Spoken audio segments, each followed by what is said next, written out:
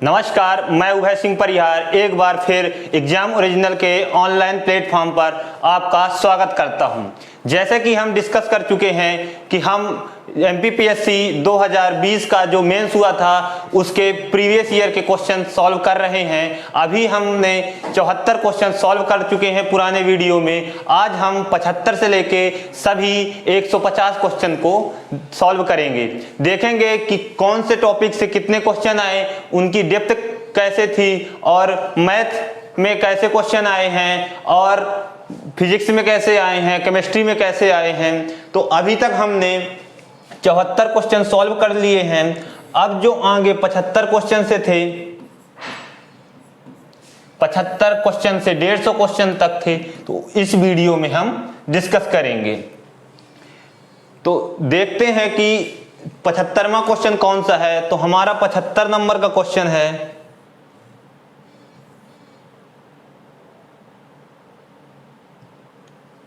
तो हमने यहां तक क्वेश्चन सॉल्व कर चुके हैं 74 नंबर की प्रतिचुंबकीय अनुचुंबकीय पदार्थों में चुंबकीय प्रवृत्ति क्रमशः क्या होती है। मतलब कि प्रतिचुंबकीय में कौन सी चुंबकीय प्रवृत्ति होती है, तो प्रतिचुंबकीय में ऋणात्मक होती है जबकि अनुचुंबकीय में धनात्मक प्रवृत्ति होती है। तो इस प्रकार हमने देखा था कि 74 नंबर के क्वेश्चन का आंसर ऋणात्मक और धनात्मक था।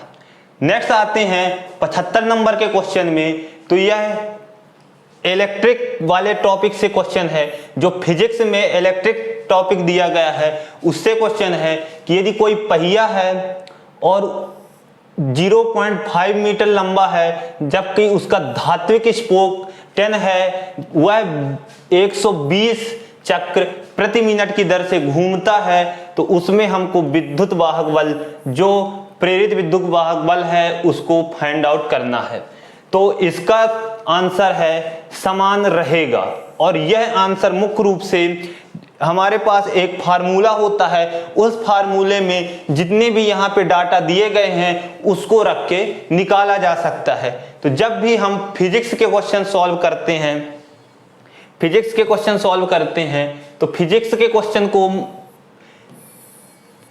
फार्मूले यदि याद हैं तो आप सॉल्व कर सकते हैं। =NBI²πt, इस फार्मूले में रख के आप पूरे क्वेश्चन को सॉल्व कर सकते हैं। नेक्स्ट क्वेश्चन में पहुंचते हैं। तो नेक्स्ट क्वेश्चन है 76 नंबर का, सागौन का वानस्पतिक नाम क्या है। तो जैसे कि हम पार्ट बी के यूनिट 1 में देखते हैं कि कुछ वृक्षों के नाम दिए हुए हैं और उन वृक्षों के वनस्पतिक नाम और फैमिली नेम के बारे में पूछा जाएगा, ऐसा सिलेबस में मेंशन है।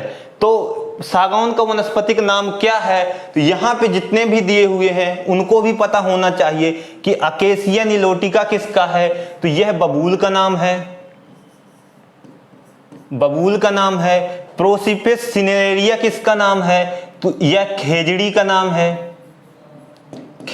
नाम है, जिसके संरक्षण के लिए अमृता देवी बिश्नोई ने आंदोलन चालू किया था। और जो सागौन का वनस्पतिक नाम है, तो सागौन का वनस्पतिक नाम टेक्टोना ग्रैंडिस, जो मध्य प्रदेश में सबसे ज्यादा पाया जाता है, और सोरिया रोबस्टा साल का वनस्पतिक नाम है। नेक्स्ट क्वेश्चन है, क्षेत्रफल के हिसाब में किस राज्य में देश का सबसे बड़ा वन क्षेत्र है। तो किस राज्य में है, तो मध्य प्रदेश में सबसे ज्यादा क्षेत्रफल में वन पाए जाते हैं, जबकि प्रतिशत की दृष्टि से मिजोरम में सबसे ज्यादा पाए जाते हैं। तो यह क्वेश्चन ISFR की रिपोर्ट जो होती है उससे लिया हुआ है और यह मुख्यतः करंट अफेयर में डिस्कस किया जाता है। नेक्स्ट क्वेश्चन है, खैर का वनस्पतिक नाम। तो पहली यूनिट के सबसे लास्ट लाइन में कुछ वृक्ष दिए हुए जैसे हर्रा, बहेड़ा, साल, सागौन, शीशम, खैर, महुआ, उनके वनस्पतिक नाम को आपको याद करना है। उसके अलावा भी जो अलग से 20-30 वृक्ष आपको बार बार सिलेबस के अंतर्गत जब आप पढ़ते हैं तो आते हैं, तो उनके भी फैमिली नेम और वैज्ञानिक नाम को याद करना पड़ता है। तो खैर का वनस्पतिक नाम अकेसिया कैटेचू है। क्या है? Acacia catechu. तो अकेसिया कैटेचू मुख्य रूप से राजस्थान वाला जो क्षेत्र है, यानी हमारा मध्य प्रदेश का उत्तरी क्षेत्र, ग्वालियर और चंबल संभाग वाला, वहां पर पाए जाते हैं। मतलब श्योपुर, मुरैना और शिवपुरी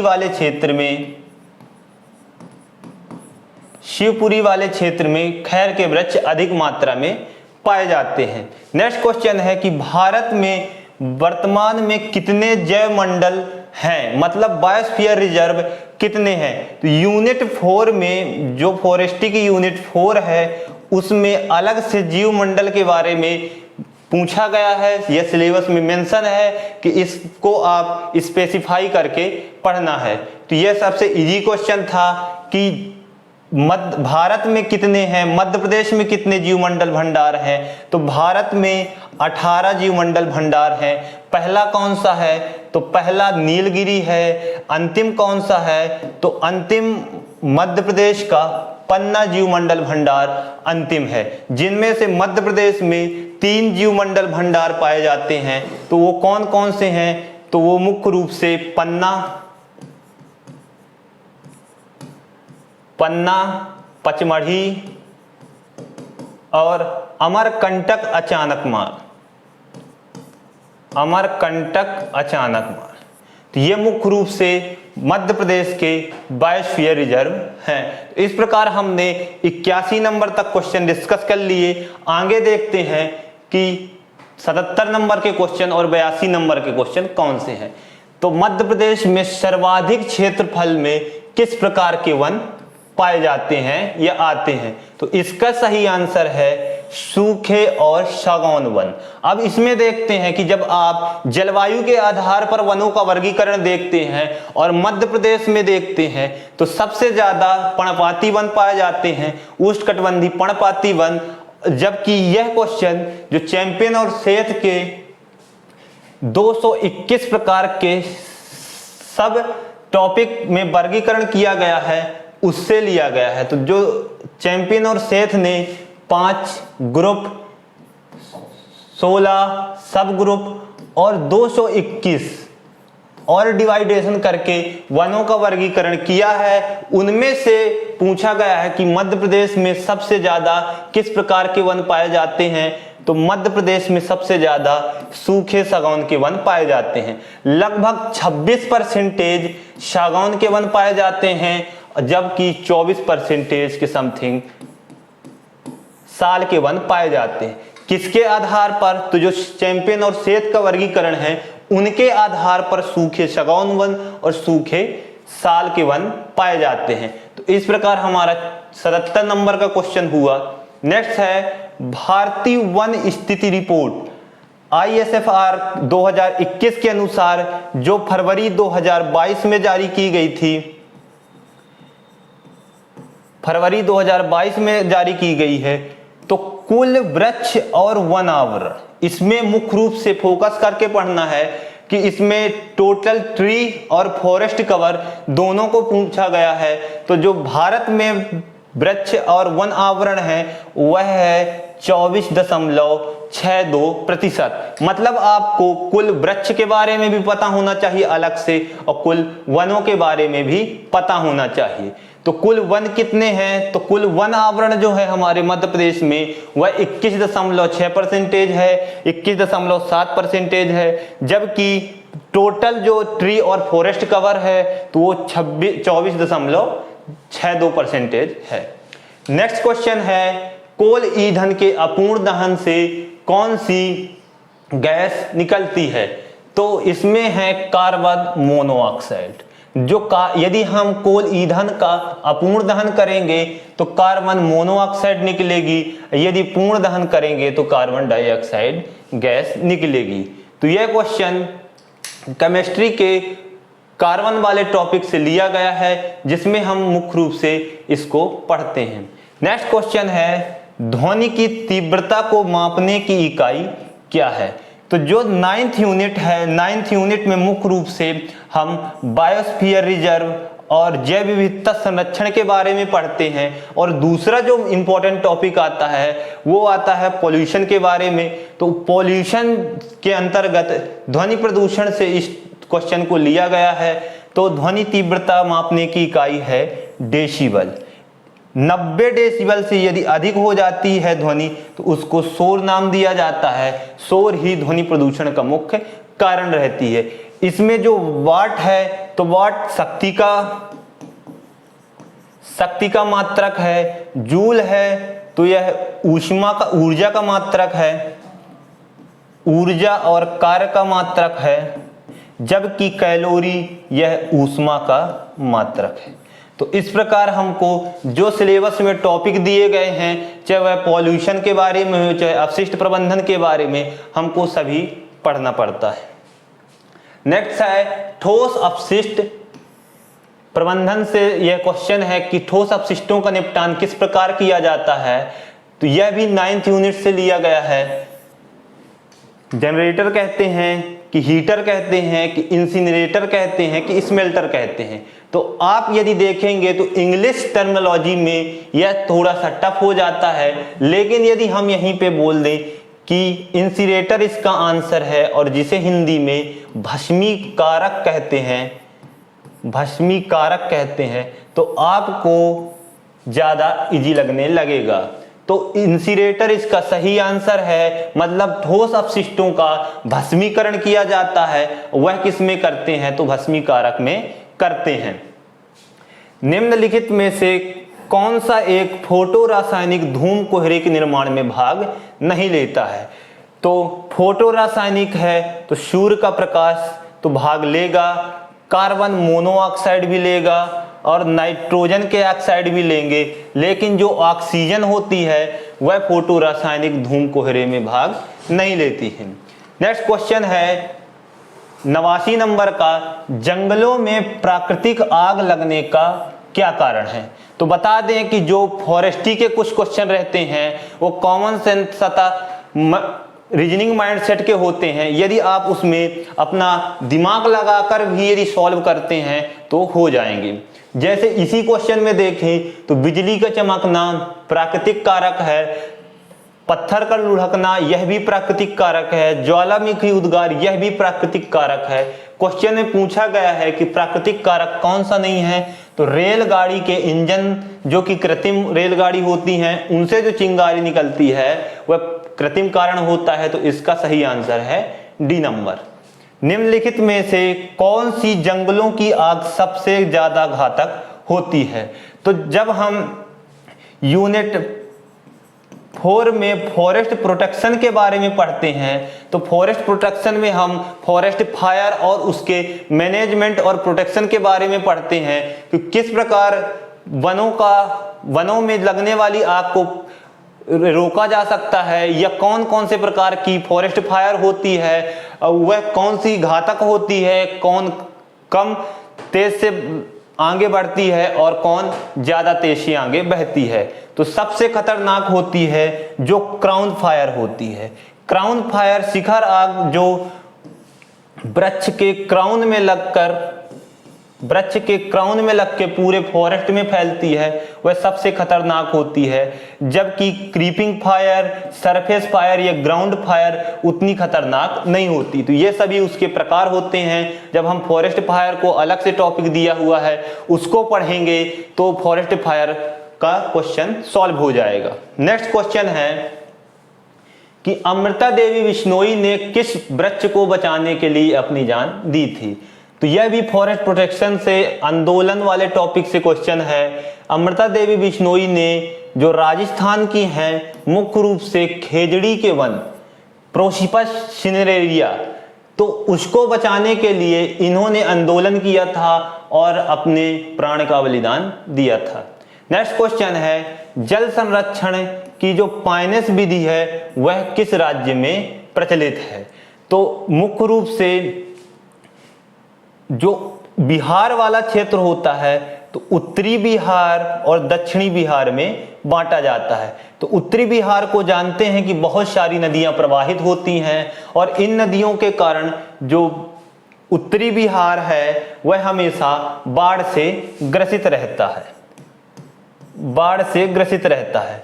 जबकि इसके मध्य से गंगा नदी जाती है और इसको दो भागों में बांटती है, तो नीचे वाला भाग दक्षिण बिहार कहलाता है और यहाँ पे मुख्यतः पानी की कमी पाई जाती है और यहाँ सूखा रहता, मतलब एक क्षेत्र में बाढ़ मिलेगी और उसी समय दूसरे क्षेत्र में सूखा मिलेगा। तो वहाँ पर जल संरक्षण के लिए पायनस विधि का प्रयोग किया जाता है।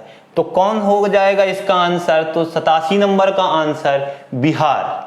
नेक्स्ट क्वेश्चन है, जल द्वारा बढ़ते हुए मृदा कटाव को नियंत्रण के लिए सबसे प्रभावी, सरल और सस्ती विधि है। तो इसमें भी रीजनिंग माइंडसेट से यह क्वेश्चन सॉल्व हो सकता था। तो इसका सही आंसर है पुनः वनस्पति लगाना, मतलब अफोरेस्टेशन या रिफोरेस्टेशन करना। रिफोरेस्टेशन यदि हम करते हैं तो वह सबसे सस्ती रहेगी, सरल रहेगी और प्रभावी रहेगी। जबकि फेंसिंग करना, बांध बनाना या मृदा भराव करना, डंपिंग करना, ये सब महंगे होंगे और इजी नहीं होंगे। तो इसका सही आंसर है पुनः वनस्पति लगाना। 91 नंबर का क्वेश्चन है कि लुईस अम्ल नहीं है। तो लुईस अम्ल कौन सा नहीं है? तो लुईस अम्ल वह अम्ल होते हैं जिनके केंद्रीय परमाणु में 2 एकाकी इलेक्ट्रॉन उपस्थित होते हैं। यही एक एकाकी इलेक्ट्रॉन यह बताते हैं कि यह लुईस अम्ल है या नहीं। तो BF3 में भी जो बोरान है इसमें एकाकी इलेक्ट्रॉन है, सल्फर ट्राइऑक्साइड में भी एकाकी इलेक्ट्रॉन है और जो सिल्वर प्लस है इसमें भी एकाकी इलेक्ट्रॉन है। जबकि हम जानते हैं कि जब पेट में एसिडिटी बढ़ती है, पेट में एसिडिटी बढ़ती है तो हम चूना खाते हैं, मतलब कैल्शियम ऑक्साइड खाते हैं और कैल्शियम ऑक्साइड अम्ल ना होके क्षार होता है। तो यह क्या है? लुईस क्षार है।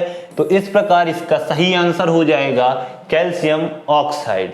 नेक्स्ट क्वेश्चन है, जब कार्बन डाइऑक्साइड गैस को अमोनिया से संतृप्त ब्राइन विलयन मिलाया जाता है, मतलब CO2 में अमोनिया से सैचुरेटेड करके NH3 से सैचुरेटेड करके जब हम NaCl को मिलाते हैं, मतलब CO2 में किसको मिलाते हैं?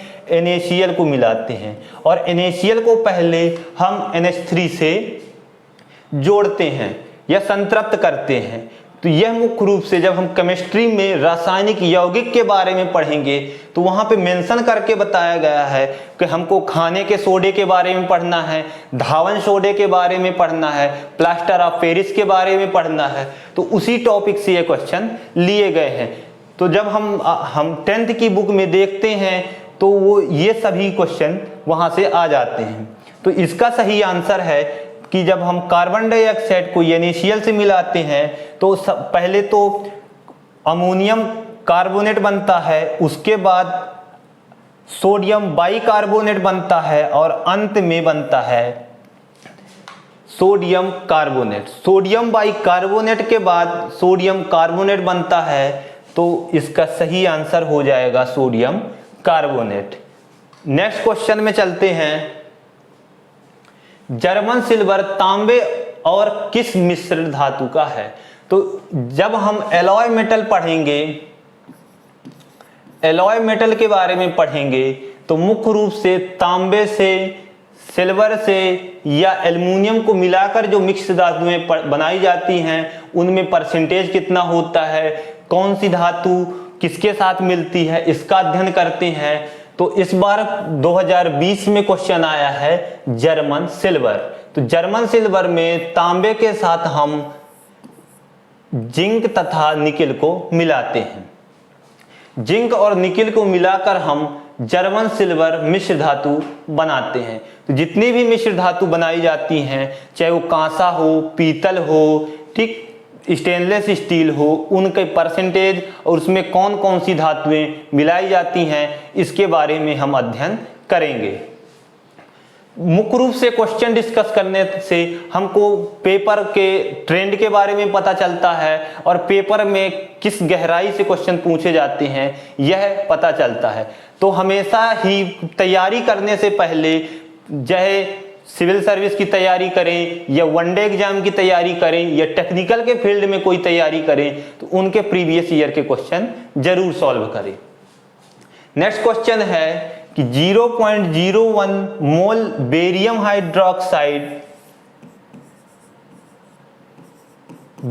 हाइड्रोक्साइड के पीएच की गणना करना है जो पूर्ण रूप से आयनित हो जाता है, मतलब Ba+ और OH- में विभाजित हो जाता है।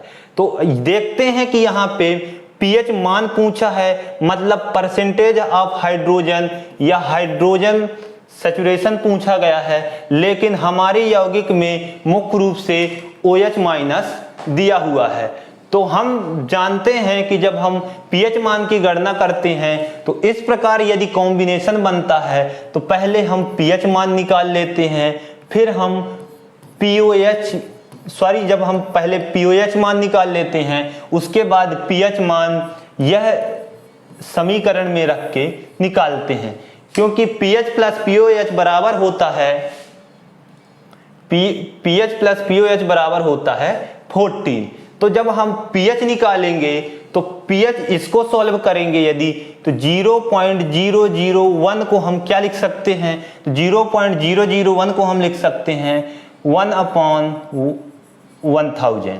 ठीक, इसको ऊपर ले जाएंगे तो हो जाएगा 10⁻³ है। अब देखते हैं कि बेरियम की जो वैलेंसी रहती है, संयोजकता रहती है, वो +2 होती है, तो इसलिए हम इसमें 2 का गुणा करेंगे। 2 × 10⁻³ का मान जब हम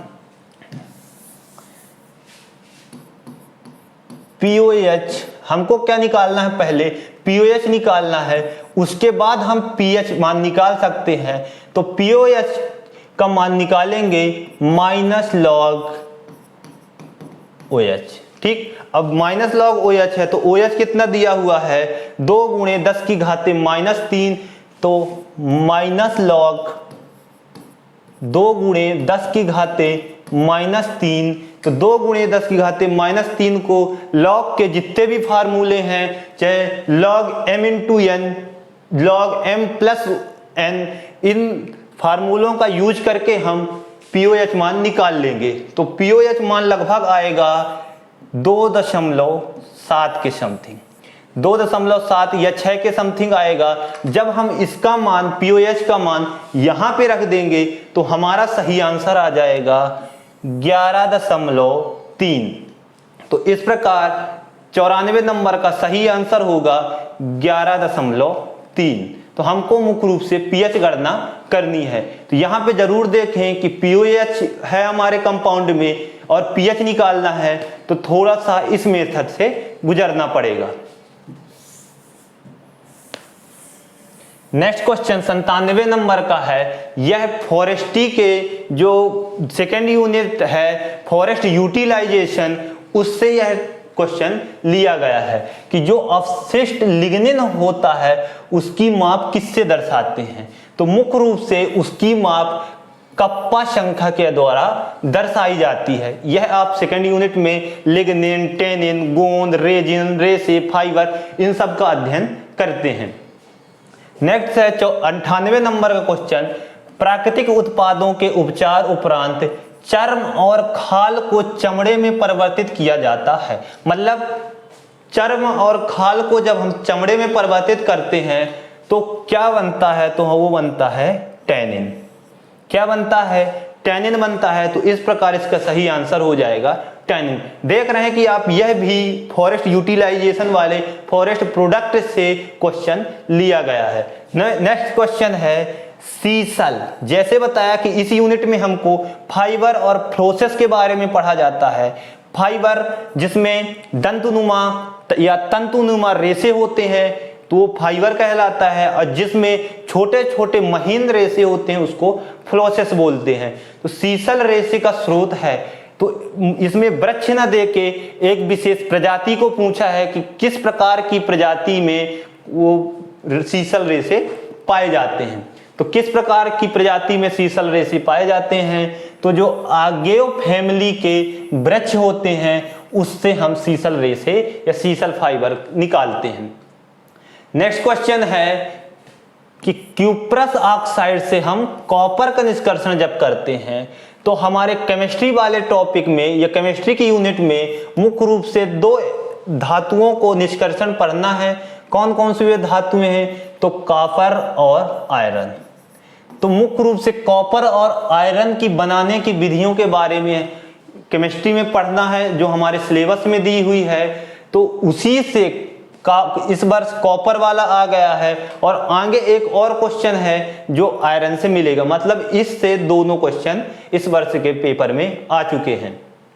तो क्यूप्रस ऑक्साइड से कॉपर के निष्कर्षण ठोस कॉपर की सतह में जो फफोले बन जाते हैं या दिखाई देते हैं वो किस कारण से? तो जब आप कॉपर बनाने के समीकरण देखेंगे तो उसमें सल्फर डाइऑक्साइड का निष्कर्षण होता है और इसी सल्फर डाइऑक्साइड के निष्कर्षण के कारण जो कॉपर की सतह रहती है उसमें फफोले पड़ जाते हैं। तो इसका सही आंसर है सल्फर डाइऑक्साइड। नेक्स्ट क्वेश्चन है, आमतौर पर कास्ट लट्ठों को मापने के लिए प्रयोग किया जाता है। मतलब जो वुड होते हैं, जो वृक्ष से हम वुड बनाते हैं लॉगिंग करके लॉग बनाते हैं बड़े बड़े, तो उसको मापने के लिए क्या यूज किया जाता है? तो हम कास्ट लट्ठों को मापने के लिए कास्ट लट्ठा अनुमापन, मतलब logging scaling, weight scaling, volume scaling सभी करते हैं। इस प्रकार इसका सही आंसर हो गया उपरोक्त सभी। अभी तक हमको जितने भी क्वेश्चन मिले हैं और जिसमें उपरोक्त सभी थे उसके सभी आंसर उपरोक्त सभी हुए हैं। तो इस प्रकार की कास्ट लट्ठों का मापन किससे किया जाता है? तो भार अनुमापन से, आयतन अनुपापन से और कास्ट लट्ठा अनुमापन से करते हैं। नेक्स्ट क्वेश्चन है बॉम्बैक्स सीवा। तो यह भी फॉरेस्ट प्रोडक्ट वाले टॉपिक से क्वेश्चन है कि बॉम्बैक्स सीवा से प्राप्त होने वाला प्राकृतिक उत्पाद क्या है? मतलब बॉम्बैक्स सीवा से हम क्या प्राप्त करते हैं? तो बॉम्बैक्स सीवा से हम इंडियन कापोक यानी भारतीय कापोक प्राप्त करते हैं। नेक्स्ट क्वेश्चन है पश्चिमी घाट के उष्णकटिबंधीय ट्रॉपिकल एवरग्रीन फॉरेस्ट निम्न में से किस ऊंचाई पर पाए जाते हैं? तो वह किस ऊंचाई पर पाए जाते हैं? तो मुख्य रूप से वे 500 से लेके 800 मीटर की ऊंचाई में पाए जाते हैं। तो जो पहली आंसर की आई थी उसमें इन्होंने दिया था 600 से 1800 मीटर, लेकिन जब फाइनल आंसर की आई तो इस क्वेश्चन को डिलीट कर दिया गया। तो 101 नंबर का क्वेश्चन डिलीट हो चुका है। नेक्स्ट क्वेश्चन देखते हैं, यह भी नाभिकीय षड्यंत्र वाले क्वेश्चन से लिया गया है जो फिजिक्स में टॉपिक आता है कि चेरनोबिल त्रासदी निम्न में से किस कारक से संबंधित है? तो जो यूक्रेन में, यूरोप का एक देश है यूक्रेन, चेरनोबिल नामक स्थान पर 1986 11 अप्रैल 1986 में एक नाभिकीय संयंत्र में विस्फोट हुआ जिसका मुख्य कारण मानवीय गतिविधियां थी, मतलब मानवीय क्रियाओं के कारण यह भूल हुई और इससे अधिक मात्रा में रेडियो विकिरण हुआ था जो यूरोप के पूर्वी देशों में मुख्य रूप से यूक्रेन, बोलिविया और बेलारूस और रूस वाले क्षेत्र में रेडियो विकिरण फैल गई थी। तो इसका आंसर होगा रेडियो विकिरण। कुछ लोग इसका आंसर परमाणु विस्फोट मान रहे थे, जो ऑब्जेक्शन भी लगाए थे, लेकिन वहां पे परमाणु विस्फोट न होके नाभिकीय संयंत्र में थोड़ा सा तकनीकी खराबी हुई थी। नेक्स्ट क्वेश्चन है 2011 के अनुसार भारत की जनसंख्या कितनी है? तो जो फॉरेस्ट्री के एनवायरनमेंट वाला टॉपिक है उसमें अलग से क्या दिया हुआ है? जनसंख्या, स्वास्थ्य और मानव यूटिलाइजेशन के बारे में पूछा गया है या सिलेबस में मेंशन है। तो उसमें सेंसस वाले टॉपिक से हम जनसंख्या घनत्व, ग्रामीण जनसंख्या, शहरी जनसंख्या, इसका अध्ययन करते हैं। तो इस प्रकार जनसंख्या घनत्व में सही आंसर क्या है? 322 व्यक्ति वर्ग किलोमीटर। अब जनसंख्या घनत्व किसे कहते हैं? तो जो एक वर्ग किलोमीटर में जितनी जनसंख्या निवास करती है उसको जनसंख्या घनत्व कहते हैं। तो 382 इसका सही आंसर है। और मध्य प्रदेश में कितनी है? तो 236 व्यक्ति प्रति वर्ग किलोमीटर। नेक्स्ट क्वेश्चन है चराई की कांचा व्यवस्था। कौन सी व्यवस्था? कांचा व्यवस्था। तो जो 4th यूनिट है तो उसमें ग्रेजिंग एंड ग्रेजिंग मैनेजमेंट के बारे में पढ़ना है, तो उसी टॉपिक से ये क्वेश्चन लिया गया है। तो चराई की कांचा व्यवस्था कहाँ है? तो आंध्र प्रदेश में चराई की कांचा व्यवस्था प्रचलित है। तो नेक्स्ट क्वेश्चन है पारिस्थितिकी संतुलन हेतु किसी देश के कितने प्रतिशत क्षेत्रफल में वन पाए जाते हैं? जितनी भी फॉरेस्ट पॉलिसी आज़ादी के बाद बनी है उसमें मुख्य रूप से मेंशन किया गया है कि जो 33% क्षेत्र होता है वह वनों से ढका होना चाहिए। तो चाहे पूरे फॉरेस्ट को एवरग्रीन रखना हो या परिस्थिति को इकोलॉजिकल बैलेंस करना हो तो 33% क्षेत्र में वन होने चाहिए। नेक्स्ट क्वेश्चन है न्यूट्रोपिकल प्रदेश। न्यूट्रोपिकल प्रदेश मुख्य रूप से प्राणी और पक्षियों के क्षेत्र के कारण डिवाइडेशन किया गया है। तो न्यूट्रोपिकल प्रदेश जो मुख्य रूप से दक्षिण अमेरिका को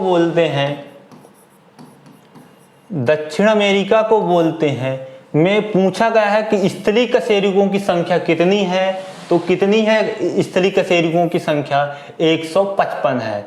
तो इसका सही आंसर है 155। यह भी इकोलॉजी वाले पार्ट से पूछा गया है।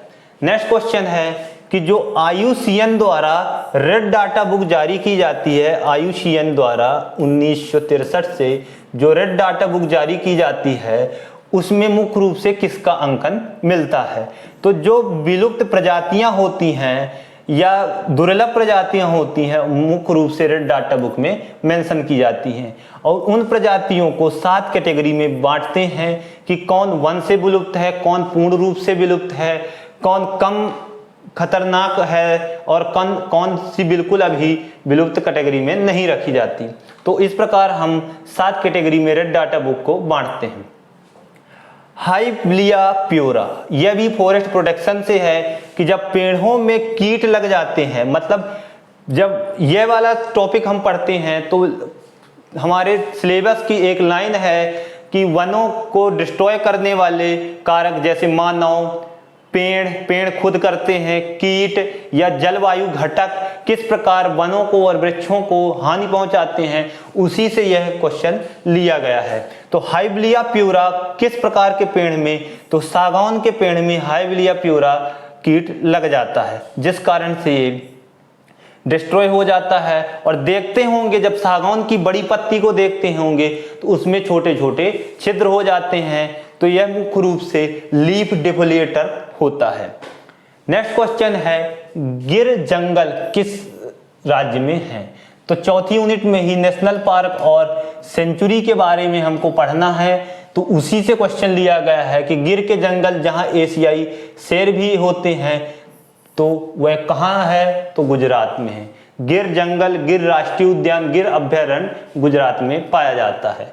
नेक्स्ट क्वेश्चन है निम्नलिखित में से कौन सी फंगस नर्सरी में आर्द्र गलन का कारण नहीं है? मतलब नर्सरी के वृक्षों में, नर्सरी मतलब जो छोटे छोटे वृक्षों को उगाने के लिए बनाए जाते हैं नर्सरियां, तो नर्सरी बेड में कौन सा रोग किसके कारण होता है इसका अध्ययन करते हैं। तो डंपिंग रोग का कारण क्या नहीं है? तो डंपिंग रोग राइजोक्टोनिया के कारण भी होता है,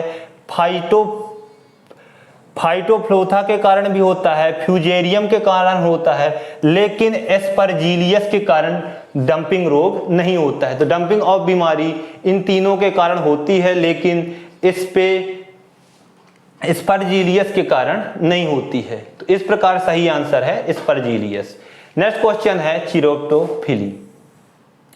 तो यह परागण से लिया गया है, जो फॉरेस्ट्री में परागण वाला कि वृक्षों में किस प्रकार से परागण होता है। तो वृक्षों में मुख्य रूप से कीटों के द्वारा परागण होता है, वायवीय परागण होता है, अवायवीय परागण होता है। तो जो वायु के द्वारा परागण होता है, माध्यम की किसी में आवश्यकता होती है, किसी में नहीं होती है, ठीक। तो जो वायु के द्वारा परागण होता है उसको तो एनेमोफिली बोलते हैं। इसमें क्या लगाते हैं? मुख्य रूप से फिली शब्द लगाते हैं लास्ट में। तो जो वायु के द्वारा परागण होता है उसको एनीमोफिली बोलते हैं, घोंघे के द्वारा होता है उसको मोलस्काफिली बोलते हैं, और जो कीटों के द्वारा होता है उसको एंटोफिली बोलते हैं। लेकिन यहाँ पे क्वेश्चन पूछा गया है कि चिरेप्टोफिली किसके कारण होता है, तो वह चमगादड़ के कारण यदि परागण होता है तो उसको चिरेप्टोफिली कहते हैं। तो इस प्रकार सही आंसर है चमगादड़ के द्वारा ही चिरेप्टोफिली होता है। नेक्स्ट क्वेश्चन है हीमोफीलिया रोग पुरुषों में अधिक होता है। तो हीमोफीलिया रोग वही रोग है जिसमें रक्त यदि बहने लगता है तो वह फिर जल्दी नहीं रुकता, मतलब रक्त की क्लॉटिंग नहीं होती। तो यह मुख्य रूप से स्त्रियों के द्वारा वहन किया जाता है और उससे पुरुष अधिक प्रभावित होते हैं। तो स्त्रियों को में मुख्य रूप से XX ही गुण पाए जाते हैं, तो X से ही लिंक्ड रोग रहता है। तो यह एक X लिंक्ड रोग है, क्या? हीमोफीलिया। नेक्स्ट क्वेश्चन है किस पूर्वी राज्य में कीटभक्षी पौधा पिचर अर्थात घटपर्णी, इसलिए हिंदी मीडियम वाले स्टूडेंटों को हिंदी और इंग्लिश दोनों में कमांड बना के चलनी पड़ेगी। मुख्य रूप से यदि आपको फॉरेस्ट्री और बायोलॉजी पढ़ना है तो इंग्लिश और हिंदी में कमांड, मतलब इंग्लिश में कमांड बना के तो चलनी ही पड़ेगी। तो इसका सही आंसर है कि कीटभक्षी पौधा कहाँ पाया जाता है, तो पूरे पूर्वी राज्यों में पाया जाता है, संपूर्ण नॉर्थ ईस्ट में पाया जाता है, और सबसे ज्यादा नॉर्थ ईस्ट में पाया जाता है, सबसे ज्यादा मेघालय में पाया जाता है। तो और जो फाइनल आंसर की आई है उसमें असम और मेघालय आंसर दिया हुआ है। जबकि बहुत से ऐसे रिसर्च पेपर और न्यूज़पेपर या बुक्स मिली हैं जिसमें नागालैंड भी है और कुछ बुक्स में मिजोरम भी है। तो इसके फाइनल आंसर की के अनुसार सही आंसर असम और मेघालय है। नेक्स्ट क्वेश्चन है चौथाई चीरन। तो जब हम आरा मशीन के बारे में पढ़ेंगे और वुड लॉगिंग के बारे में पढ़ेंगे, वुड स्केलिंग के बारे में पढ़ेंगे, तो उसमें इस प्रकार के क्वेश्चन आते हैं कि यदि हम लकड़ी को काटना है तो यदि चौथाई चीरन प्रकाष्ठ का यूज करते हैं तो उससे क्या होगा, हमारी लकड़ी खराब हो जाएगी या नहीं खराब होगी। तो इसमें से जब हम किसी विशेष विधि का यूज कर लकड़ी को काटते हैं तो ये तो है कि विकृत होने की प्रवृत्ति अधिक नहीं होगी, मतलब ये भी आंसर नहीं होगा, और अधिक नहीं होगी मतलब ये भी आंसर नहीं होगा। अब आंसर की बात आए कि ये होगा ये तो ये होगा, तो काष्ठ विकृत होने की प्रवृत्ति कम हो जाती है, यही इसका सही आंसर है। नेक्स्ट है प्लाईवुड की सामान्य सीट का आकार क्या है। यह भी सेकंड यूनिट से क्वेश्चन है कि प्लाईवुड में सामान्य रूप से कौन कौन सी सीटें किस प्रकार की लकड़ी का यूज करके बनाई जाती हैं। तो इसका सही आंसर है 24-40 गुणे 12-20 मीटर। तो मुख्य रूप से जब हम पढ़ते हैं तो 8 इंच बाई 6 इंच के बारे में पढ़ते हैं कि 8 इंच बाई 6 इंच की सीट का यूज करके हम प्लाईवुड का बनाते हैं। तो जो हमारे सिलेबस में टॉपिक है प्लाईवुड और पार्टिकल वुड, उसमें इसका अध्ययन करते हैं और सिलेबस में मुख्य रूप से यही शब्द मेंशन किए जाते हैं। तो उनकी आइडियल माप भी पढ़ते हैं और वो किस किस से मिलके बनाई जाती हैं इसका भी अध्ययन करते हैं। अगला क्वेश्चन है 118 नंबर का क्वेश्चन। तो 118 नंबर के क्वेश्चन में है कि रस विस्थापन विधि का प्रयोग बिना सुखाई हरी काष्ठ के खंभों के उपचार के लिए किया जाता है। मतलब एक विशेष प्रकार की विधि होती है, रस विस्थापन विधि होती है, वो मुख्य रूप से कहाँ की जाती है, हरे वृक्षों में की जाती है, हरे वनस्पतियों में की जाती है। तो बता दें कि मतलब जो बांस होता है, बांस वो हरा ही होता है, पहले वृक्ष माना जाता था, अब घास माना जाने लगा है बांस को। तो उसमें कौन सी की जाती है, तो बांस में बुचेरी प्रक्रिया की जाती है, जो रस विस्थापन मतलब जो उसमें रस होता है उसको सुखा देती है। यह मुख्य रूप से वुड सीजनिंग में पढ़ते हैं कि किस प्रकार लकड़ियों को सुखाया जाता है, कौन सी मेथड का यूज किया जाता है। यदि ज़्यादा हरी लकड़ी है तो किस मेथड का यूज करेंगे, जल मेथड का यूज करेंगे या सूर्य के प्रकाश वाली मेथड का यूज करेंगे। तो बुचेरी प्रक्रिया मुख्य रूप से हरी लकड़ियों को सुखाने के लिए किया जाता है। नेक्स्ट क्वेश्चन है 114 नंबर का कि निम्नलिखित में से दिल के स्ट्रोक की मात्रा नहीं बढ़ेगी। तो दिल का स्ट्रोक किसमें नहीं बढ़ता है? तो यदि हम कैल्शियम की मात्रा बढ़ती है अंतरालीय द्रव में तो उसमें भी दिल का स्ट्रोक होता है। शीरा परक वापसी में वृद्धि होती है तो उसमें भी दिल का स्ट्रोक की मात्रा बढ़ती है। और जो एपिनेफ्रिन करके एक दवाई आती है, यदि हम उसका ओवरडोज लेंगे तो उससे भी दिल के स्ट्रोक की खतरा बढ़ जाते हैं। लेकिन यदि अंतरालीय द्रव में K+ मतलब पोटेशियम आयन की मात्रा बढ़ जाती है तो उसमें दिल स्ट्रोक नहीं होता है। तो इस प्रकार इसका सही आंसर है कि अंतरालीय द्रव में पोटेशियम आयन की मात्रा बढ़ना। जैसे अभी हाल ही में ये करंट में भी टॉपिक में था कि जो पुनीत जी थे, साउथ इंडियन एक्ट्रेस थे, पुनीत जी, के सिंगर जी थे, और जो भी हमारे बॉलीवुड के एक्टर्स रहते हैं कि जिम जाते समय या जिम में ही दिल के स्ट्रोक्स आ जाते हैं। उसी से ये क्वेश्चन फ्रेम किया गया है। तो हमको जितने भी क्वेश्चन पढ़ना है वो मुख्य रूप से करंट रिलेटेड क्वेश्चन पढ़ना है। तो जीएस में भी जो क्वेश्चन आते हैं करंट रिलेट करके आते हैं। वायवीय श्वसन के माध्यम से ग्लूकोज में एक अणु ऑक्सीकरण पर कितने एटीपी उत्पन्न करता है?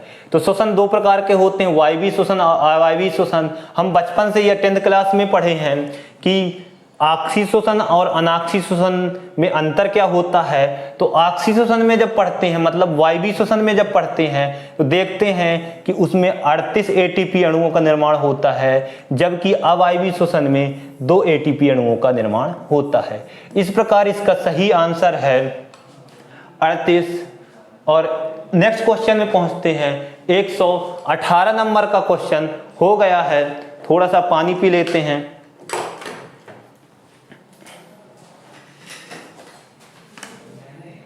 क्वेश्चन है अब 119 नंबर का, हाइड्रोलाइजेबल टेनिन आम फिनोलिक घटक कौन सा है? तो इसमें गैलिक एसिड भी पाया जाता है, डिगैलिक एसिड भी पाया जाता है और इलेगिक एसिड भी पाया जाता है। इस प्रकार इसका सही आंसर होगा उपरोक्त सभी। मतलब जहां पे अभी तक हमको मिले हैं उपरोक्त सभी वाले ऑप्शन, तो मतलब उनके आंसर उपरोक्त सभी ही हुए हैं। तो हाइड्रोलाइजेबल टेनिन्स में आमतौर पर ये सभी अम्ल होते हैं। नेक्स्ट क्वेश्चन है, राल का वह प्रकार जिसमें सुगंधित तेल की प्रतिशत सबसे अधिक रहती है? मतलब वो कौन सा रेजिन है जिसमें सुगंधित तेल सबसे अधिक रहता है? महकने वाला तेल जिसको बोलते हैं। तो जो ओलियो रीजन रहता है, तैलीरॉल रहता है, उसमें सुगंधित तेल की मात्रा ज्यादा रहती है। तो इसका सही आंसर क्या है? तैलीरॉल। नेक्स्ट क्वेश्चन है, तो अब यहां से मैथ के क्वेश्चन कुछ आ जाते हैं। तो मैथ के क्वेश्चन ज्यादा टफ नहीं रहते। जिस प्रकार हम देखे हैं कि केमिस्ट्री और फिजिक्स का लेवल, बायो का लेवल थोड़ा हाई रहता है, लेकिन जो हमारे मैथ के क्वेश्चन रहते हैं वो बिल्कुल नॉर्मल रहते हैं। यदि आप नॉर्मल सामान्य जानकारी भी मैथ की रखते हैं तो इनको सॉल्व कर सकते हैं। ज्यादा सीजीएल या एसएससी के लेवल के ये क्वेश्चन नहीं रहते हैं। तो पहले क्वेश्चन में आते हैं मैथ के 121 नंबर में कि यदि चतुर्भुज एबीसीडी की हमको रचना करनी है तो किस ऑप्शन को यूज करके हम एबीसीडी की रचना करेंगे? तो इनमें से देख लेते हैं कि पहले किसकी रचना कर सकते हैं। तो जैसे चतुर्भुज एबीसीडी है, ए बी सी डी, तो इसमें और एक क्या दिया हुआ है? AC भी दी हुई है। तो अब हम इसमें अलग अलग मान रख के देखेंगे कि ये सही सेट हो रहा है कि नहीं। इसमें कौन सी प्रमेय लगेगी? तो एक प्रमेय होती है कि जिसमें त्रिभुज में देखते हैं कि ये A है, ये B है, ये C है, तो A is less than B plus C, ये प्रमेय लगती है। और एक लगती है कि A is always greater than B minus C, मतलब दो भुजाओं का योग तीसरी भुजा से अधिक रहेगा और दो भुजाओं का अंतर तीसरी भुजा से कम रहेगा। तो देखने में तो ऐसा लगता है कि ये चतुर्भुज वाला सवाल है, लेकिन हम यदि चतुर्भुज से सॉल्व करने जाएंगे रचना कर करके सॉल्व करेंगे तो नहीं हो पाता, लेकिन हम इसमें देखते हैं कि किन से ABCD की रचना होती है और किससे नहीं होती है। तो जब हम देखते हैं AB बराबर 3, BC बराबर 5 और AC बराबर 6, AD बराबर 3, CD बराबर 2, तो इसमें यह प्रमेय नहीं बैठ रही है। इस कारण से इसका सही आंसर आयोग के द्वारा और हमारे सभी के निकालने के द्वारा बताया गया कि सी होगा। ठीक, तो सही आंसर 121 नंबर का क्या है? सी। नेक्स्ट सवाल में चलते हैं। तो नेक्स्ट सवाल ट्रिग्नोमेट्री के है। तो ट्रिग्नोमेट्री में भी देखते हैं कि यदि त्रिभुज ABC है और त्रिभुज ABC में समकोण क्या है? B पर समकोण बना हुआ है और कोण कहाँ बना हुआ है? कोण A लेना है हमको, और तो ये क्या हो जाएगा? C हो जाएगा। तो जब हम त्रिकोणमिति 10th में या 9th में पढ़े हैं तो सबसे पहले हमको पढ़ाया गया है लाल बटे कक्का, लाल बटे कक्का, जिसमें साइन थीटा बराबर होता है लंब बटे कर्ण, कॉस थीटा बराबर होता है आधार बटे कर्ण और टेन थीटा बराबर होता है लंब बटे आधार। लेकिन ये यहाँ पे दिया हुआ है कॉट A मतलब आधार बटे A, तो हम एक को 1/1 भी लिख सकते हैं, 1/1 भी, मतलब हमारा आधार भी 1 है और लंब भी 1 है। कॉट बराबर आधार बटे लंब, तो आधार भी 1 हो जाएगा और लंब भी 1 हो जाएगा। तो इस प्रकार यदि हमको बेस और परपेंडिकुलर दिया है तो हम हाइपोटेन्यूस यानी कर्ण का मान निकाल लेंगे, लेकिन हम किसका यूज करेंगे? पाइथागोरस प्रमेय का यूज करके कर्ण का मान निकालेंगे। जो कर्ण का मान आएगा 2 आएगा, मतलब √1 का स्क्वायर प्लस 1 का स्क्वायर बराबर √2, ये आ जाएगा। अब देखेंगे कि इनमें से कौन गलत है। मैक्सिमम इस क्वेश्चन पेपर में देखें तो गलत है, नहीं है नहीं है, ऐसे क्वेश्चन हमको फंसाने वाले मिले हैं। तो यदि हम साइन A देखते हैं तो साइन A बराबर होता है लंब बटे कर्ण। लंब मतलब 1, कर्ण मतलब √2, तो मान क्या हो जाएगा? 1/√2।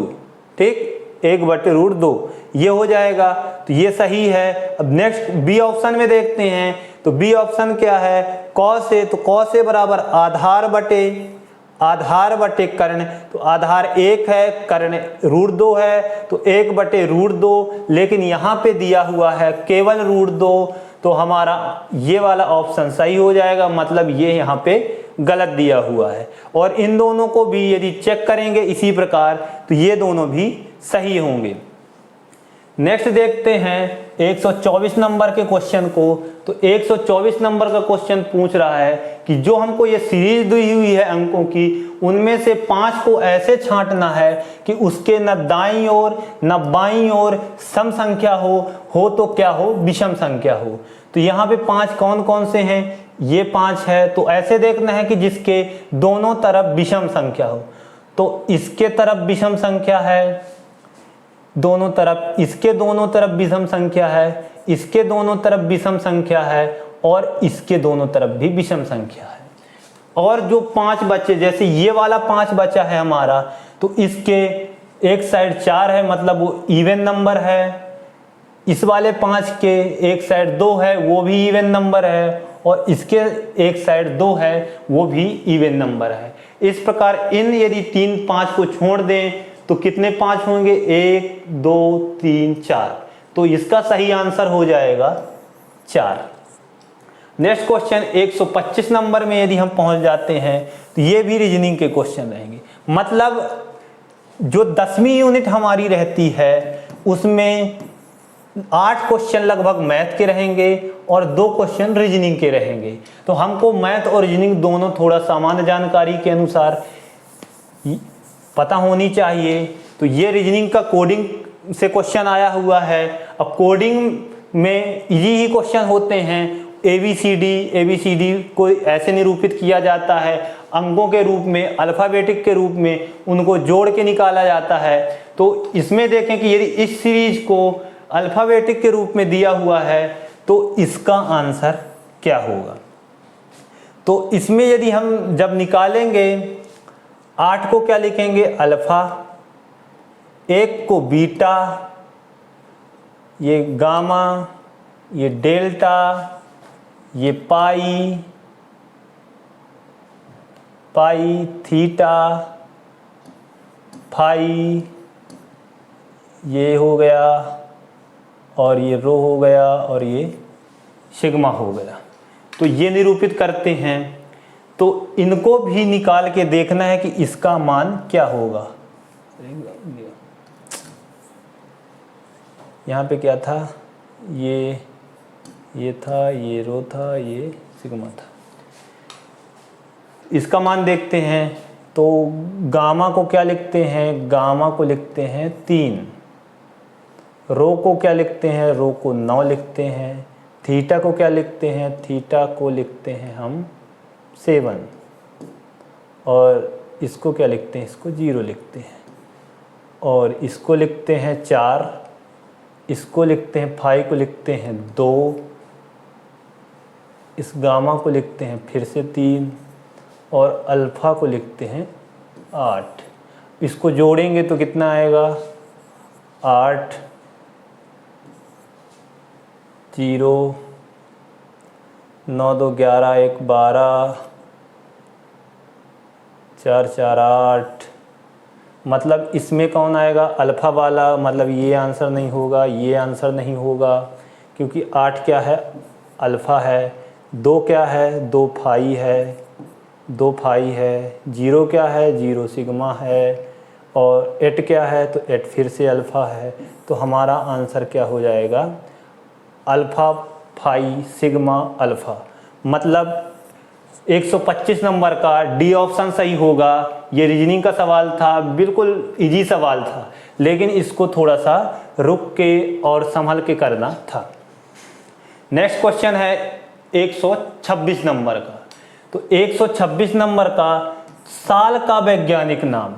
तो सागौन के वैज्ञानिक नाम, शीशम के, हर्रा के, बहेड़ा के, बांस के, सभी के हमको वैज्ञानिक नाम याद करके रखना है, जो हमारी पहली यूनिट से रिलेटेड है। अब इसमें देखते हैं कि साल का वैज्ञानिक नाम। अब साल और सागौन का क्यों पूछा गया? क्योंकि सागौन मध्य प्रदेश में सबसे ज़्यादा हैं और साल दूसरे नंबर के सबसे ज़्यादा वृक्ष पाए जाते हैं।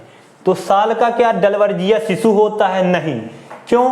क्योंकि डलवर्जिया शिशु शीशम का होता है। डलवर्जिया शिशु शीशम का होता है। क्या यूजीनिया जैम्बुलाना होता है? नहीं, क्योंकि यह जामुन की एक प्रजाति होती है। जामुन की एक प्रजाति होती है, तो ये भी नहीं आंसर होगा। क्या टर्मिनेलिया टमेटोसा होता है? तो ये भी नहीं होगा, क्योंकि यह एक प्रकार का रॉलेल का वृक्ष होता है, जो भारतीय रॉलेल के नाम से जाना जाता है। भारतीय लॉरेल के नाम से जाना जाता है। ठीक, तो इसका सही आंसर क्या होगा? सोरिया रोबस्ता। तो सोरिया रोबस्ता का सामान्य नाम साल होता है और साल का वैज्ञानिक नाम सोरिया रोबस्ता।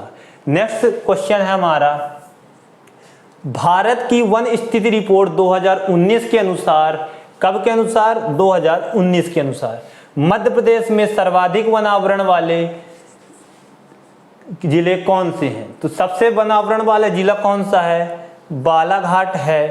तो बालाघाट में मध्य प्रदेश में सबसे ज़्यादा वन पाए जाते हैं। मध्य प्रदेश में केवल 2 ही जिले हैं जिनमें 50% से अधिक वन पाए जाते हैं। कौन कौन? तो एक बालाघाट है और एक और कौन सा है? तो एक है शिवपुरी। शिवपुरी, जिसमें 50% से अधिक वन पाए जाते हैं। नेक्स्ट क्वेश्चन, ये भी मैथ का क्वेश्चन है। यह हाइट एंड डिस्टेंस में, जिसमें ट्रिग्नोमेट्री का एक सब टॉपिक होता है हाइट एंड डिस्टेंस, उससे है कि यदि हमारे एक मीनार है, एक लंबवत मीनार खड़ी हुई है और उससे 17 मीटर दूर जाके मीनार के शिखर को देखते हैं, तो 30 डिग्री का उन्नयन कोण बनता है। तो हमको निकालना है कि मीनार की ऊंचाई क्या होगी। मीनार की ऊंचाई क्या होगी? तो h बटे यदि हमको 17 निकालना है तो ये हो गया परपेंडिकुलर, ये हो गया बेस, तो परपेंडिकुलर बेस इक्वल टू होता है tan थीटा, और थीटा का मान हमको यहाँ दिया हुआ है 30 डिग्री। तो h का मान कितना हो जाएगा, h का मान हो जाएगा 17 और tan 30 का मान हो जाता है, tan 30 का मान 1/√3। तो h का मान इस प्रकार हमारा आ जाता है 17/√3। मतलब इसका सही आंसर A होगा। 123 नंबर का सही आंसर A। नेक्स्ट क्वेश्चन है कि वन धन योजना ये करंट से भी रिलेटेड है और फॉरेस्ट्री की 5th यूनिट जिसमें जनजातियों के बारे में मुख्य रूप से पूछा जाता है उससे भी रिलेटेड है कि वन धन योजना कब शुरू की गई या किस वर्ष शुरू की गई। तो 2018 में शुरू की गई कि जो वन उत्पाद होते हैं उनको इकट्ठा करने के लिए कुछ सरकार के द्वारा सब्सिडी दी जाती है इस योजना के अंतर्गत। तो कब से चालू की गई वन धन योजना, तो वन धन योजना 2018 से चालू की गई। नेक्स्ट क्वेश्चन है सिल्वीकल्चर से या फॉरेस्ट मैनेजमेंट टॉपिक से कि भारत के वन प्रबंधन में वन वर्धन प्रणाली सिद्धांत का उपयोग अधिकांशतः किया जाता है।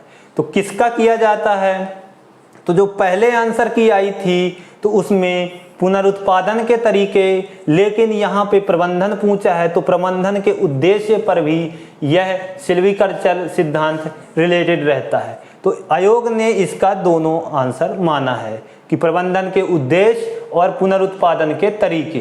तो इसके इस प्रकार 129 नंबर के 2 आंसर हो जाएंगे।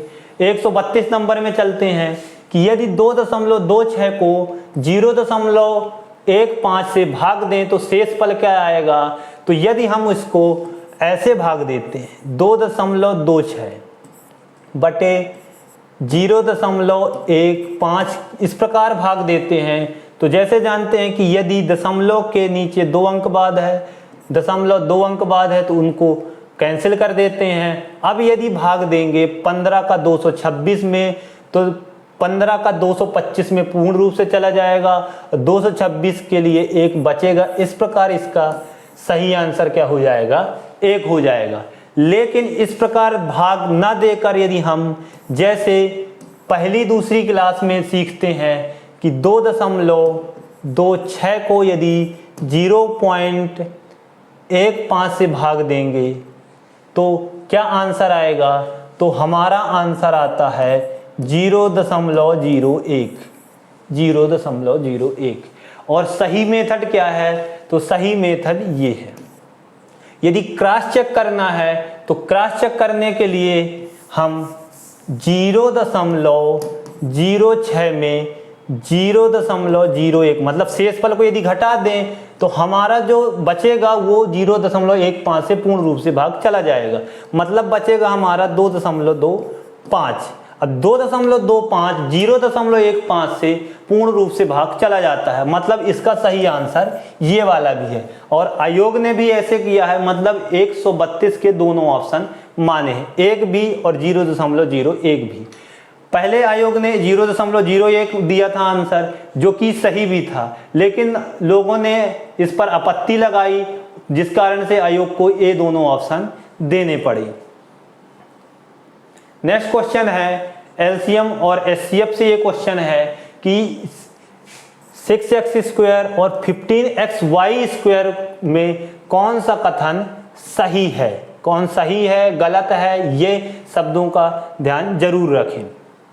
तो कौन से सही है, तो निकालते कैसे हैं, यदि 6x² और 15xy², तो हम 6 और 15 को तो इजी तरीके से निकाल लेते हैं। यदि हम 6 और 15 का एचसीएफ निकालेंगे तो 6 और 15 का एचसीएफ क्या होगा, 3 होगा। मतलब हमारा आंसर ये तो ये वाला होगा, ये तो ये वाला होगा। ठीक, अब यदि हम 6-15 का एलसीएम निकालेंगे तो 6-15 का एलसीएम क्या होगा, 30 होगा।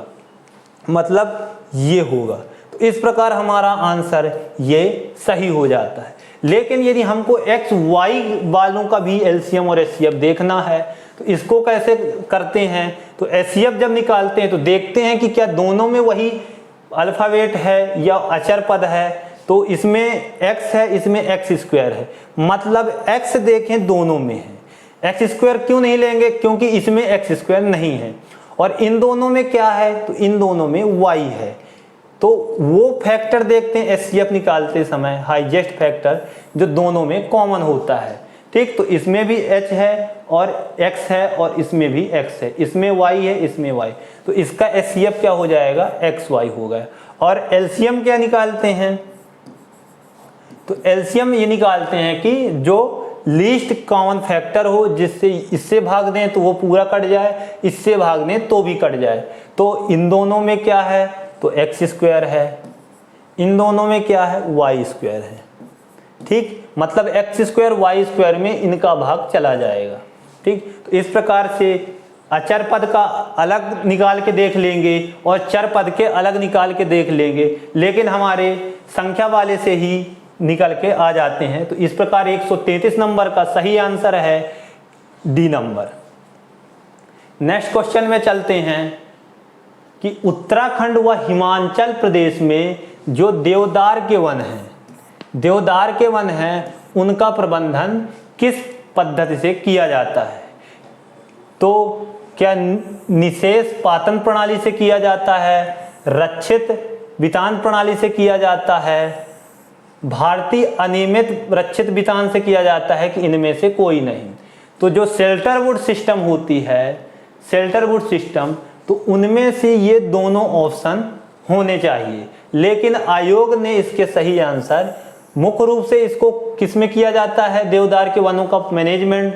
तो Indian irregular shelterwood system, shelterwood system के अंतर्गत ही हम इसके बारे में पढ़ते हैं। Indian regular shelterwood system, Indian irregular system, shelterwood system. तो इसका सही आंसर है उत्तराखंड वाले का भारतीय अनियमित रक्षित वितान प्रणाली। अब फिर मैथ का क्वेश्चन, इजी क्वेश्चन है कि यदि 12 आदमी और 20 औरतें एक निर्माण कार्य को 6 दिन में कर रहे हैं, तो इसको हम MDH वाले से सॉल्व कर सकते हैं। तो M के जगह यदि हम 20 मैन प्लस 12 मैन हैं और 20 वोमेन हैं, और इसमें दिन कितने दिए हुए हैं? तो दिन दिए हुए हैं 6। ठीक, घंटे तो दिए नहीं हैं, तो इस प्रकार हम इसका टोटल वर्क निकाल लेंगे। तो रेशियो हमारे पास क्या है? 2 आदमी और औरत का, 5 और 4, तो यहाँ रख देंगे 5 यहाँ पे और यहाँ रख देंगे 4। तो 5 रखें यदि यहाँ और यहाँ रखें 4, तो 12 पंचे 60 और 20 चौको 80 प्लस 20 चौको 80 और मल्टीप्लाई 6। तो इस प्रकार 140 गुणे 6 टोटल वर्क आ जाएगा। ठीक, 140 गुणे 6, तो हमारा टोटल वर्क कितना आया? टोटल वर्क आया 0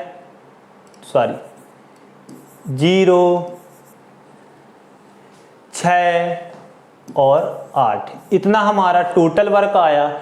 अब हम इसमें देखेंगे कि ये मान रखने से हमको यदि 3 दिन में काम समाप्त करवाना है, तो क्या ये मान रख के M मान ये दिए हुए हैं और D का मान 3 दिया हुआ है, तो इसके मान रखने से ही 860 आता है कि नहीं? तो यदि ऑप्शन में देखें तो या तो 56 आदमी काम पर लगाए जाएं, या तो ये वाला सही रहेगा, या तो 48 आदमी काम पर लगाए जाएं, ये वाला सही रहेगा।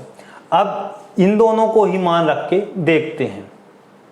तो जब हम 56 आदमी का मान रख के देखते हैं, तो 56 गुणे आदमी हैं, तो आदमी की इफिशिएंसी कितनी है? 5, और प्लस इंटू कितना करना है? 3 करना है। तो इसका मान जब निकालेंगे तो कितना हो जाएगा? 15 तो 15 छक्का 90, हासिल 9, 15 पना 75, 75 9 84। ठीक, तो मतलब हमारा टोटल वर्क इससे आता है, ठीक ना। और अब जब इससे आता है 56 से आता है तो 48 से नहीं आएगा, मतलब हमारा सही आंसर क्या होगा, 48 होगा। यदि हमको डायरेक्ट करना है, इनमें नहीं करना, यदि हम निकालेंगे तो ए से निकालना चालू करेंगे तो इसमें रखेंगे तो भी 840 आएगा, ये मान रखेंगे तो 840 आ ही रहा है, 70 औरतें ये रखेंगे तो वो भी 840 टोटल वर्क आएगा, लेकिन 48 आदमी पर रखेंगे तो टोटल वर्क नहीं आएगा।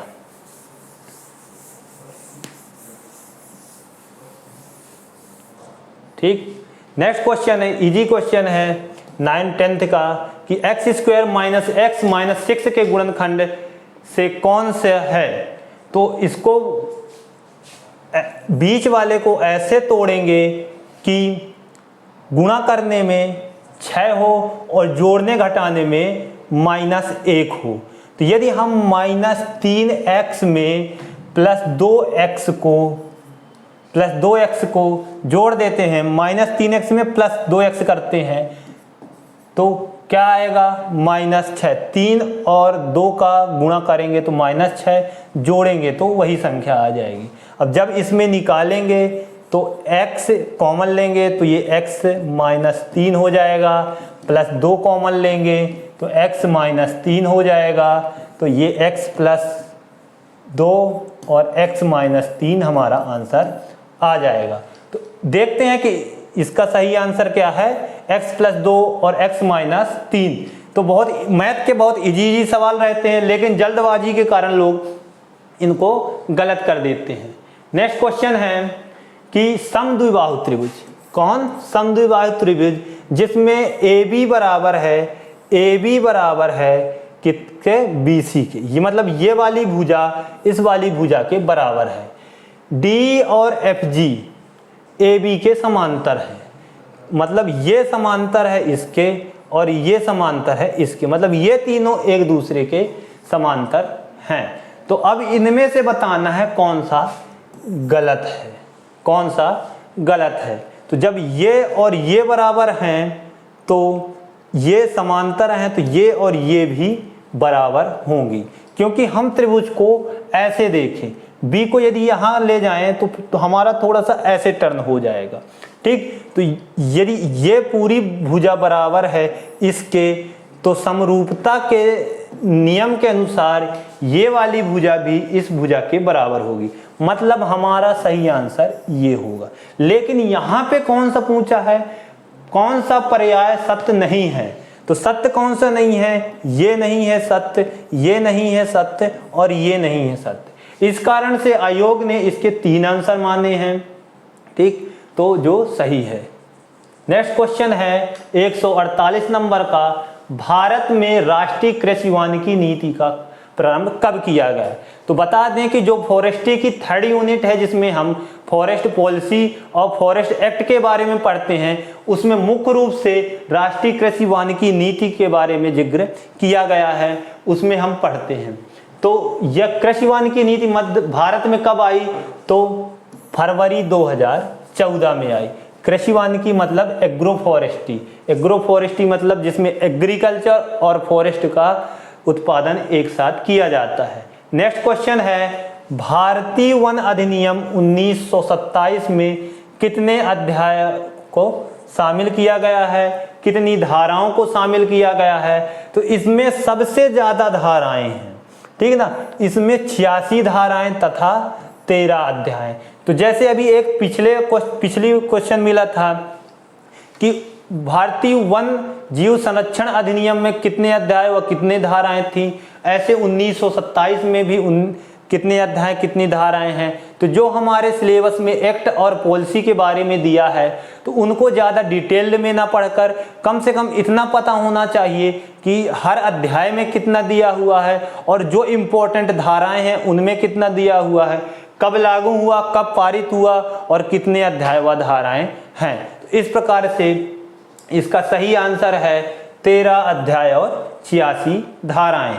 नेक्स्ट क्वेश्चन आ जाते हैं हम नेक्स्ट क्वेश्चन है 136 नंबर का। राष्ट्रीय वन नीति 1952 जो भारत की स्वतंत्र भारत की पहली वन नीति थी, उसमें बताया गया है कि जो भारत का भू क्षेत्र है उसमें न्यूनतम 33% वन होने चाहिए। कितने वन होने चाहिए? 33%। जब भी आप फॉरेस्ट्री एमपी जी के पढ़ते हो या इंडियन जी को पढ़ते हो तो उसमें जब वन वाला टॉपिक आता है तो जनरली ये पढ़ाया जाता है। तो 1952 में भी यही दिया हुआ है, 1988 वाले में भी यही दिया हुआ है जो हमारी नवीन वन नीति है। वन कानून किसके अंतर्गत वर्गीकृत किए जाते हैं? तो जो हमारे कानून होते हैं जो चोरी, हत्या, डकैती इन चीज़ों के लिए बनाए जाते हैं या सामाजिक उत्थान वगैरह के लिए बनाए जाते हैं, तो वो जो अलग से एक्ट पारित करके बनाए जाते हैं वो विशेष कानून कहलाते हैं, जो एक्ट पारित करके बनाए जाते हैं। और जो लगभग आईपीसी, सीआरपीसी वाले होते हैं कानून, वो सामान्य कानून होते हैं। और जो अंतर्राष्ट्रीय संस्थाओं के द्वारा कानून बनाए जाते हैं, जैसे यूएन के द्वारा हो गया, आईपीसीसी के द्वारा कुछ नियम कानून बनाए, तो अंतर्राष्ट्रीय कानून कहलाते हैं। और जो जिनका उल्लेख संविधान में है उनके आधार पर कानून बनाए जाएं, जैसे संविधान संशोधन के जो कानून बनते हैं उनको संविधानिक कानून बोलते हैं। लेकिन जो वन के कानून हैं तो स्पेशली वन के लिए बनाए गए हैं, इसलिए ये विशेष कानून के अंतर्गत आते हैं। तो इस प्रकार इसका सही आंसर क्या है? विशेष कानून। नेक्स्ट क्वेश्चन है, किस अधिनियम के अंतर्गत वनों में रहने वाले आदिवासी और जनजातियों को लघु वनोत्पाद इत्यादि इकट्ठा करने की अनुमति दी गई है? तो इस प्रकार पानी पी लेते हैं थोड़ा सा, फिर उसके बाद एक क्वेश्चन डिस्कस करेंगे।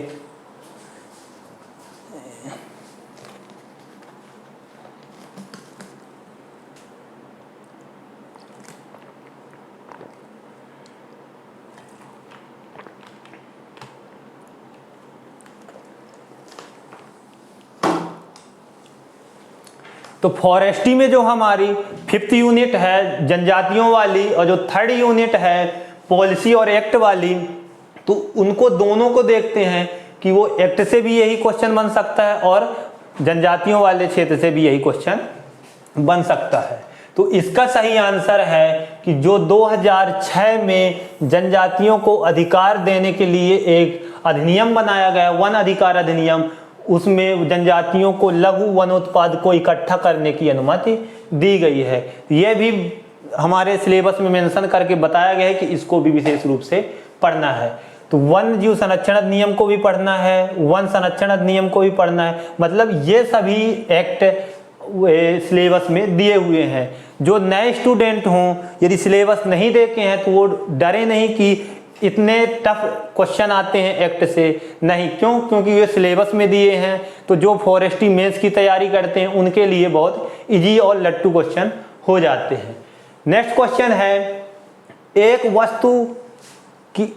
वस्तु 15 सेंटीमीटर वक्रता त्रिज्या के अवतल दर्पण से 10 सेंटीमीटर और 5 सेंटीमीटर की दूरी पर रखी हुई है, तब प्रतिबिंबों की प्रकृति बताना है। तो इसको कैसे, ये प्रकाश वाले फिजिक्स के प्रकाश वाले टॉपिक से है।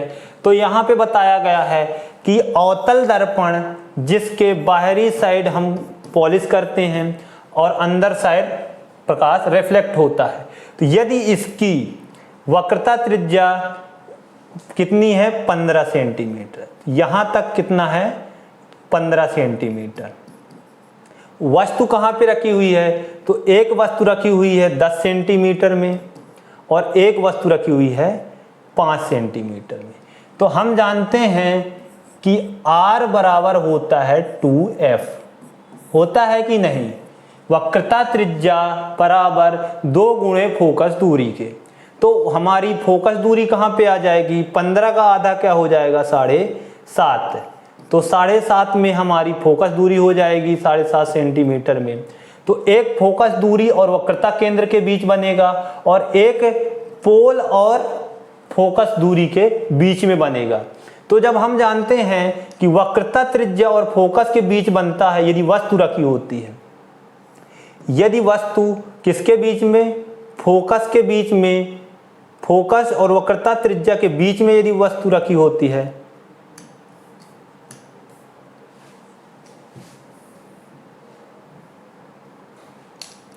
फोकस और वक्रता त्रिज्या के बीच में यदि कोई वस्तु रखी होती है तो पहली स्थिति में इसका प्रतिबिंब कैसे बनेगा? उल्टा बनेगा, ठीक ना। कैसे बनेगा? उल्टा बनेगा। कहाँ पे बनेगा? तो वक्रता त्रिज्या और अनंत के बीच बनेगा, यहाँ कहीं बनेगा, ठीक। और यदि फोकस और पोल के बीच में है तो इसका प्रतिबिंब क्या बनेगा? सीधा बनेगा। कहाँ है? पोल के बीच में है। तो ये जब हम अवतल दर्पण वाले चित्र पढ़ते हैं उसमें छठवीं जो स्थिति रहती है वो यही वाली रहती है, ठीक। तो एक प्रतिबिंब इसके बारे में पूछा है और एक प्रतिबिंब इसके बारे में पूछा है। तो एक में उसी साइड बनता है लेकिन उल्टा बनता है और वास्तविक बनता है, और दूसरी स्थिति में यदि 5 सेंटीमीटर में रखेंगे तो दूसरे साइड बनेगा और सीधा बनेगा। तो इस प्रकार हमारा सही आंसर होगा, ठीक ना, सी नंबर। मतलब आवर्धित वास्तविक बनेगा और उल्टा बनेगा पहली स्थिति में, दूसरी स्थिति में आवर्धित आभासी और सीधा बनेगा। नेक्स्ट क्वेश्चन है हमारा,